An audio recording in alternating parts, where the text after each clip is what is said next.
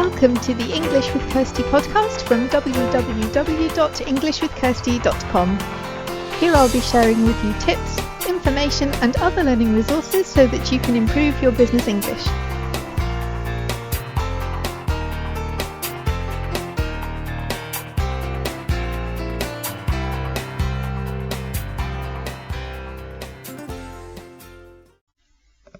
Hi everyone, and welcome to episode 74 of the English with Kirsty podcast. And if you're listening to this in January 2017, I'd like to wish you a happy and healthy and successful new year and all the very best with your language learning if that's what you're doing. I hope everybody has a fantastic new year. I would like to talk today about something that came up in my newsletter. So if anyone reads my newsletter, you will know that I did a survey in November and December to ask what people liked about the newsletter, what they want to see more of, that kind of thing. And one of the things that came up that actually surprised me was that people want to see more vocabulary posts and podcast episodes. So today I want to talk about something that I often see. It's just a small thing, but people do seem to get confused about it, so I wanted to do a quick episode to look at times and dates, because often times and dates come up. If you're arranging meetings or events or things like that, you need to talk about times and dates, and there are a number of mistakes that I often see, so I want to talk about them so that you don't make them. So first of all, I want to talk about prepositions. In, at, on. I know that some languages have one word for all of them, and other languages use different words than we use in English, but I just wanted to run through when we use the different ones so we don't see things like on 10 o'clock or at Thursday, things like that. So at is used for time. So if you've got a time like 2 o'clock, then you use at 2 o'clock. It's also used at specific times like at lunchtime. It can also be a time in a week or month, so at the end of August, at the beginning of next week, at the weekend, at Christmas time. All these are at. On is used for days of the week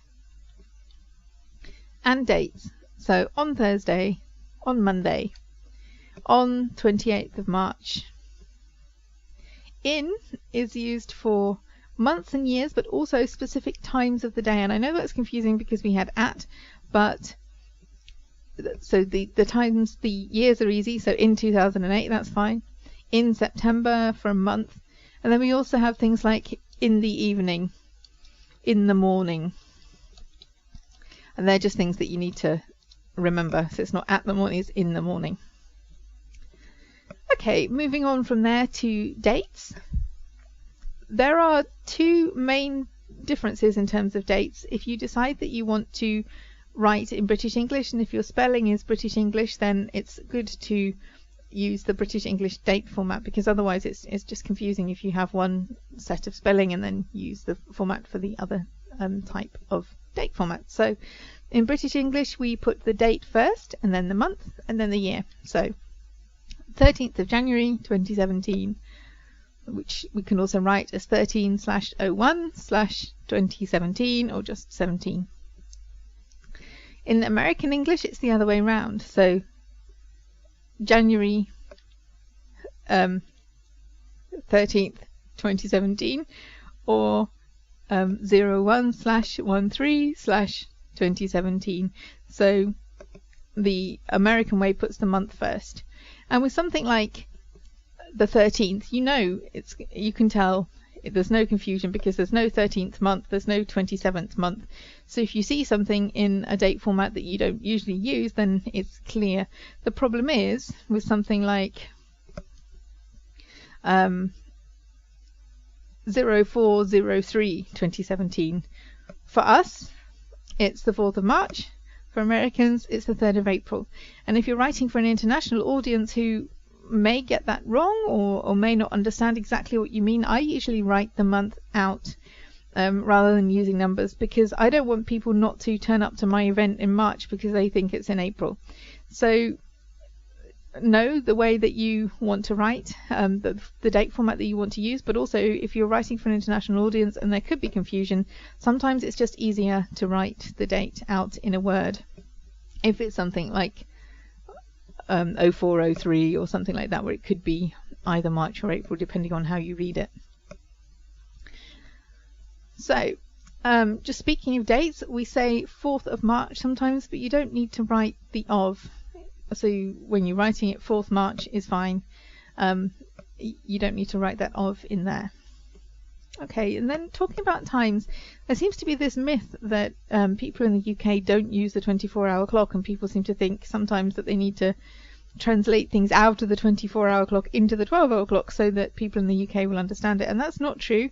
We use both, particularly with Outlook. I mean, when I'm making Outlook appointments, it's in the 24-hour clock, so it's not a big deal. Usually when people are speaking, they might use the 12-hour clock. I'll see you at 10 o'clock, something like that. See you at 4 o'clock. But certainly in writing, I see both. So if you are in mainland Europe, you don't need to translate out of the 24-hour clock for people in the UK.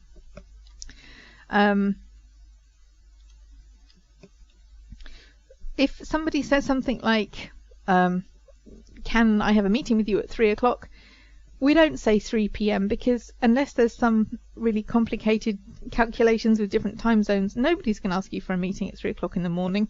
So it's kind of obvious that you're talking about 3 p.m. Similarly with lunch, or lunch is always at midday, but dinner, for example. If I'm going to meet somebody for dinner, I'm going to say see you at 7:30 because we know it's dinner, so it's not 7:30 p.m. because, well, you don't have dinner at 7:30 in the morning. So sometimes we lose this AM or PM if it's obvious what time of day we're talking about.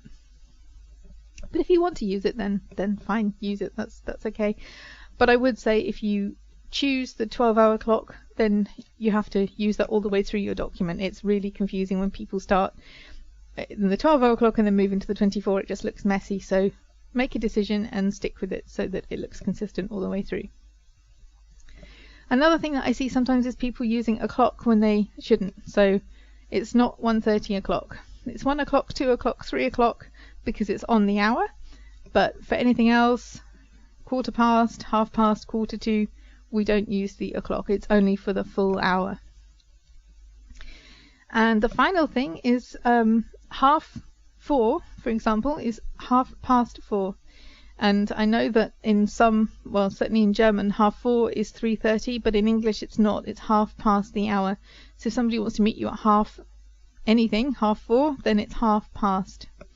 So just be aware of that, because that's definitely something that English people have to really think about when they're learning German, and equally it's something that German people have to be aware of when speaking English. Okay, so they're just a few basic things, but if you make these mistakes, it does make your work look a bit untidy, or, they're quick wins. People talk about their New Year's resolutions and things that they want to improve and change, and big changes, which is good to have big goals, but these are some quick wins that you can make sure that you're getting these things right, because then your correspondence will look better and more professional because there won't be mistakes in it. So I hope that's helpful. If you are interested in the newsletter, in which there are other articles, tips, information, that kind of thing, it comes out once a month, and you can sign up for it on the show notes page, which this month is englishwithkirsty.com/podcast/episode 74. And remember that Kirsty is Kirsty, not Christy. So that's where the show notes will be. I will write these examples out, and you can access them on the show notes page, and you can also sign up for the newsletter there. Have a great week and have fun learning English.